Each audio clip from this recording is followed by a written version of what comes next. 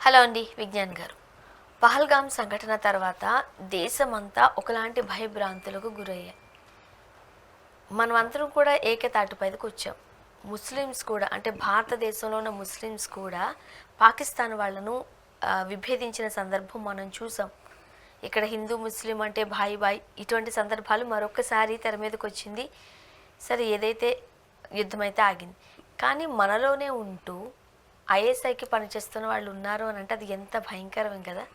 ఆ జ్యోతి మల్హోత్రా అన్న అమ్మాయి చూడ్డానికి చాలా అమాయకంగా కనిపించారు, చిన్న అమ్మాయి. అవును, ఒక యూట్యూబర్గా అక్కడికి వెళ్ళి పహల్గామ్ అవన్నీ చూస్తుంటే ఆమె వీడియోస్ కూడా చూసాం. ఆ తర్వాత మంచిగా ఒక యూట్యూబర్ లాగా అవన్నీ చూపిస్తుంటుంటే అది ఇండైరెక్ట్గా మెసేజ్ ఇస్తున్న విషయం మనకి ఎవరికి అర్థం కూడా కాలేదు.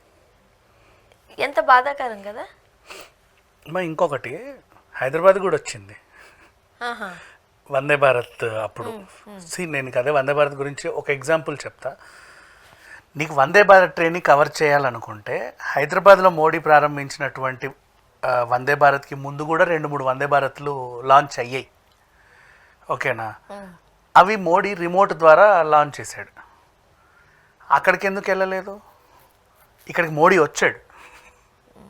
వచ్చినప్పుడు నువ్వు రావడం ఎందుకు? అంటే సాధారణంగా మన ఆలోచన ఎట్లా ఉంటుంది అంటే యూట్యూబర్స్ ఈ చేసేవాళ్ళు మోదీ వస్తున్నారు కాబట్టి వెళ్తే ఇంకొంచెం హైప్ వస్తుంది అని అనుకుంటారు సాధారణంగా. అది మంచి పని కోసం అయితే చెబుతున్నాను, మనంతే కదా. కానీ ఇక్కడ ఇవిడే వచ్చింది ఏం చేసింది, మనం వందే భారత్ ఎలా ఉంటుందో నీకు చూపిస్తా అనుకుంటూ నువ్వు వ్లాగ్ స్టార్ట్ చేసావు చాలా తెలివిగా. ఆ రోజు అంతకు ముందు కూడా వందే భారత్ లాంచ్ అయ్యాయి. నువ్వు అంత ఉత్సాహంగా ఉన్నదానివి వందే భారత్ రేపు అవుతుందంటే అక్కడికి వెళ్ళి నువ్వు చేయొచ్చు. దాన్ని చేయలే. మన సికింద్రాబాద్ వందే భారత్ని కవర్ చేసింది. నెక్స్ట్ అంటే డౌట్స్ రావడానికి చెప్తాను. ఇప్పుడు మామూలు సాధారణ మనుషులు అంటే కొంతమంది ఏం ఆలోచిస్తారు, అయ్యో పాపం అమాయకురాలు, ఆవిడేదో పాపం యూట్యూబరు, యూట్యూబ్లో వీడియోలు పెట్టేస్తే దేశ సమాచారం ఇచ్చేసినట్టు, అట్లయితే ఎంతమంది హోమ్ టూర్లు చేయట్లేదు. అట్లా ఆమె దేశం టూర్ చేసింది అంటే దేశం టూర్ చేస్తే ఉగ్రవాదులకు సమాచారం ఇచ్చినట్టేనా అనే క్వశ్చన్. అంటే టూర్ చేసినంత మాత్రాన సమాచారం ఇచ్చినట్టు కాదు. నువ్వు చేసిన ప్రతి చండాలాన్ని స్నాప్చాట్ ద్వారా, అదేంటి టెలిగ్రామ్ ద్వారా పాకిస్తాన్ ఏజెంట్లకు పంపుతున్నావు. ఎందుకు పంపావు? నీకు అంత చుట్టరికం ఎవరు అక్కడ? ఆ పాకిస్తాన్ ఏజెంట్ ఎవడైతున్నాడో ఆ హెడ్ ఉండు కొన్ని పాకిస్తాన్లో కూడా తిరిగిందమ్మా ఈవిడ. యాక్చువల్గా ఇండియా వాళ్ళు పాకిస్తాన్కి వెళ్ళారు అంటే చాలా వాళ్ళ మీద ఒక ఇది ఉంటుంది. అన్ని ప్రదేశాలు తిరగరు, ఎందుకు వెళ్ళారో వెళ్తారు. అక్కడ మనకు సంబంధించిన 1-2 టెంపుల్స్ కూడా ఉన్నాయి. ఇది సాహసం సినిమాలో చూసావా? అలాంటి కొన్ని ప్రదేశాలకు వెళ్తా వస్తావు. కానీ ఇక్కడ ఏం జరిగింది, ఈవిడ కొన్ని నిషేధిత ప్రాంతాల్లో కూడా వెళ్ళి వ్లాగులు చేసుకొని నవ్వుకుంటూ వచ్చింది. అక్కడికి ఇప్పటివరకు ఎవరు వెళ్ళలేదు. నీకు మాత్రం పర్మిషన్ ఎలా దొరికింది? ఏం చేసావు? Something fishy. అంటే ఎంత తెలివి పనులు చేసినా ఎక్కడో దగ్గర దొరికిపోతారు కదా, అలా దొరికిపోయింది. ఇంకా నిఘా పెట్టారు. యాక్చువల్గా ఈమె డైరెక్ట్గా దొరకలా. ఎవడో అడ్రస్ లేనోడు సమాచారం ఇస్తుంటే అడ్రస్ లేనోడిని పట్టుకొని ఎందుకురా ఇస్తున్నావు అని చెప్పి కూపి లాగుతుంటే ఒకరు అట్లా ఈవిడొచ్చింది. డైరెక్ట్ ఈవిడ కూడా దొరకలా. మళ్ళీ అంటే ఇట్లా వ్లాగ్ చేసుకుంటూ హాయ్ గైస్ ఇప్పుడు మనము అది చూడబోతున్నాము అని చెప్పి ఒక కొత్త రూట్లో వస్తావు. అంటే ఇట్లా కూడా రావచ్చు అని చెబుతున్నావు నువ్వు. అందరు వచ్చేలాగా రావట్లేదు. ఎక్స్పెక్ట్ చేయలేదు కదా. ఎవరు ఎక్స్పెక్ట్ చేయరుమా? ఎందుకు ఎక్స్పెక్ట్ చేసి అలా చూడు ఎంత క్రియేటివ్గా తీస్తుందో అనుకుంటా. మనము ఇట్లా కెమెరాలు పెట్టి ఇట్లా తీస్తుంటే టాలెంటెడ్ క్రియేటివిటీ అనుకుంటావు, కానీ నువ్వు ఆ రూట్లోనే ఎందుకు వస్తున్నావు అంటే ఈ రూట్లో రా అని చెప్తున్నావు. ఏది బాహుబలిలో సొరంగం లాగా, పైనుంచి కిందికి సొరంగం లాగా ఆ రూట్లో చూపిస్తున్నావు. హైదరాబాద్ చాలా సెన్సిటివ్ ఏరియా అని తెలుసు, ఇక్కడ ఉన్నవన్నీ చూపించేస్తున్నావు.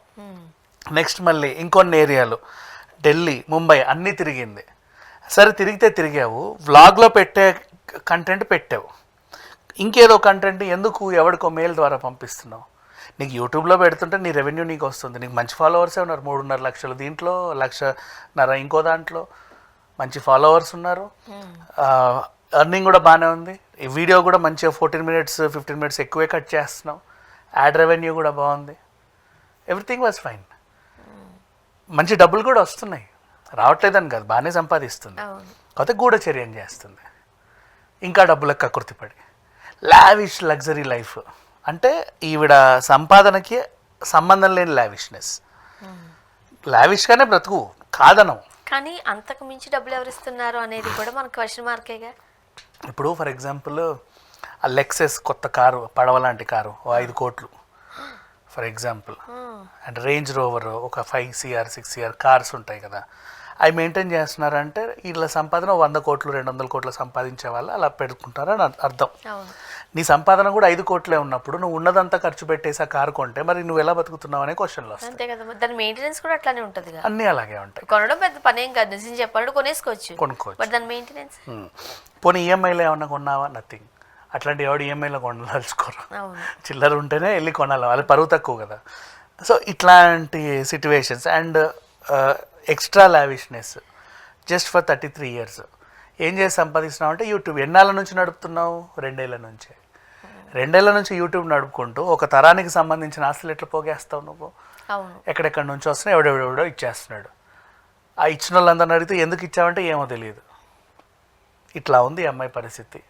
సో జ్యోతి మల్హోత్రాని అరెస్ట్ చేశారు. అసలు ఆమె ఫ్యామిలీ బ్యాక్గ్రౌండ్ ఇవన్నీ ఏమైనా బయటకు వచ్చి, హర్యానాకు చెందిన అమ్మాయి, నేను హర్యానా పంజాబీని అని ఒకలా చెప్తుంది. ఇంకా తనని తాను ఒక టైప్ ఆఫ్ రోల్ మోడల్ లాగా అభివర్ణించుకుంటుంది. పొంతన లేని సమాధానాలు చెప్తే ఎవరికైనా డౌట్ వస్తుంది. ఇప్పుడు మొన్న రామ్ మందిర్కి కూడా ఒక ఆవిడ ముసుగులో వచ్చింది. ఏ అమ్మాయి ఎక్కడి నుంచి వచ్చావు, ఎందుకు వచ్చాడు, అదే అనింది, పట్టుకెళ్ళారు. ఇప్పుడు ఇంత జరిగిన తర్వాత ఇప్పుడు ఎందుకు ఇవ్వడం ఇంత సీరియస్ అయ్యారంటే మన పెహల్గాం అంటే అందింది వాళ్ళకి ఎవడో దొరికితే వాళ్ళ అటాచ్మెంట్లలో ఈవిడ అటాచ్ అయ్యింది. ఈవిడిని పట్టుకున్నాక చూస్తే అసలు విషయాలన్నీ బయటకు వచ్చాయి. ఇట్లాంటి వాళ్ళు ఇంకెంతమంది ఉన్నారో తెలియదు. ఆ పెహల్గాం దాడికి సంబంధించింది ఫస్ట్ అదంతా మొత్తం చూపించింది 3 months బ్యాక్. ఇప్పుడు అక్కడ దాడి జరిగింది సేమ్ ఏరియాలో. ఆ ఎక్కడెక్కడ దాడి జరిగిందో ఆ ఏరియా అంతా కవర్ చేసింది నీట్గా. అట్లా ఎట్లా కవర్ చేసిందో అర్థం కాదు. అంటే ఈవిడ కవర్ చేస్తే 3 monthsలో ఒక విధ్వంసం జరిగింది.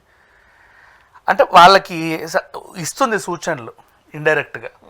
నువ్వు అనుకుంటావు డైరెక్ట్ గానే ఆమెకి కాంటాక్ట్స్ ఉన్నాయంటున్నారుగా. ఉన్నాయి, డైరెక్ట్ కాంటాక్ట్స్ ఉన్నాయి. అది ఇప్పుడు తెలిసింది మనకి. అంటే దొరకమనుకున్నారు, దొరికిపోయారు. ఇంకేం చేస్తారు చెప్పు? ఓవరాల్గా దొరకాలి కూడా.